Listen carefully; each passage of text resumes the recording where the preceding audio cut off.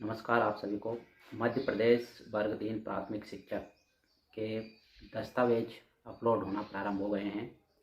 आज यानी कि 9 अप्रैल से ये प्रक्रिया 16 अप्रैल तक चलेगी।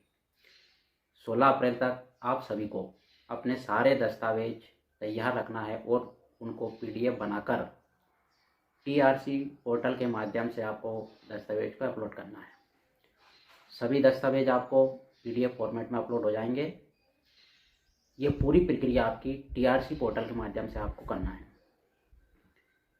9 से 16 में अभी तक आपके दस्तावेज अपलोड की जो तारीख दी गई है और जो दस्तावेज डॉक्यूमेंट वेरिफिकेशन के लिए जो कि जिले स्तर पर होगा उसके लिए अलग से आपको तारीख दे दी जाएगी।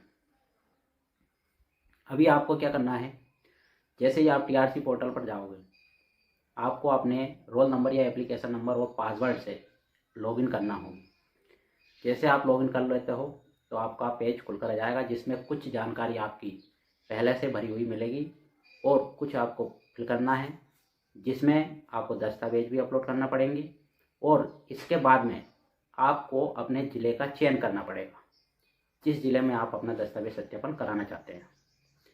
अतिथि शिक्षकों के लिए दस्तावेज सत्यापन के लिए जिस जिले में उन्होंने अतिथि शिक्षक के रूप में कार्य किया है उसी जिले में उनका दस्तावेज सत्यापन होगा और उसी जिले को उन्हें चयन करना पड़ेगी। साथ ही अतिथि शिक्षकों के लिए क्या है कि जो उनके अनुभव प्रमाण पत्र से संबंधित जो जानकारी है उनके जो अनुभव प्रमाण पत्र लगेंगे वो 30 अप्रैल 2025 तक के आपको 3 सत्र और 200 दिन हो जाना चाहिए। यानी कि 30 अप्रैल तक 2025 तक आप अपना अनुभव लगा सकते हो। तो आपका अनुभव अभी 30 अप्रैल 2025 तक ही बोला गया है, इतनी ही तक आप लगा सकते हो, इसके बाद का आप अनुभव नहीं लगा पाओ।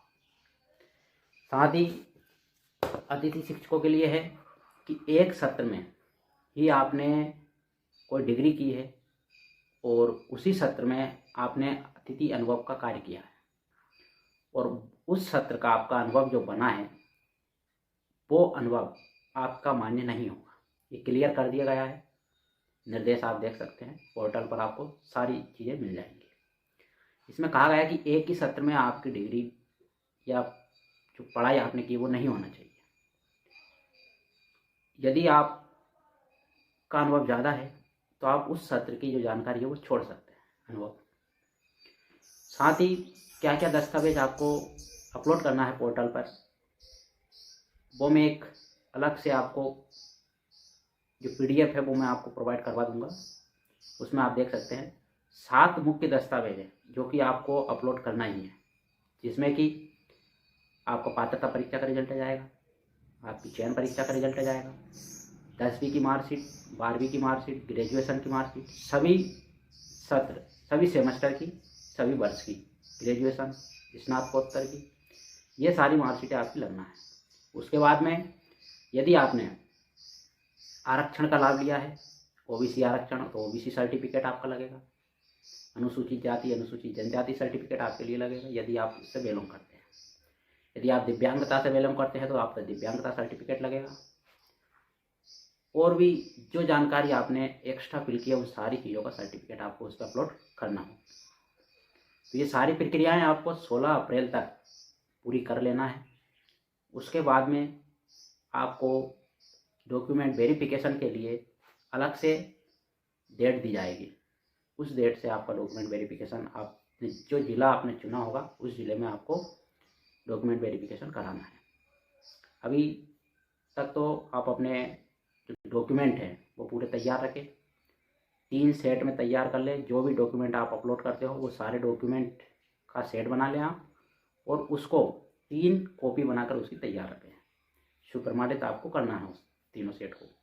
जब भी आपका दस्तावेज सत्यापन होगा उसमें आपको 3 सेट जो आप बनाते हो, जो भी डॉक्यूमेंट आपने लगाए हैं और जो भी डॉक्यूमेंट अपलोड हुए हैं सारे डॉक्यूमेंट लगेंगे।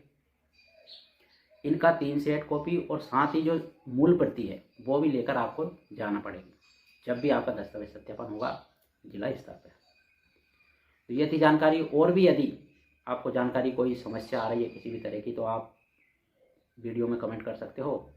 आपको इस चैनल के माध्यम से हम समाधान करने की पूरी कोशिश करेंगे। धन्यवाद। यदि आपको वीडियो अच्छा लगा है तो शेयर कीजिएगा और चैनल को सब्सक्राइब कर लीजिएगा ताकि आपको सारी जानकारी इसी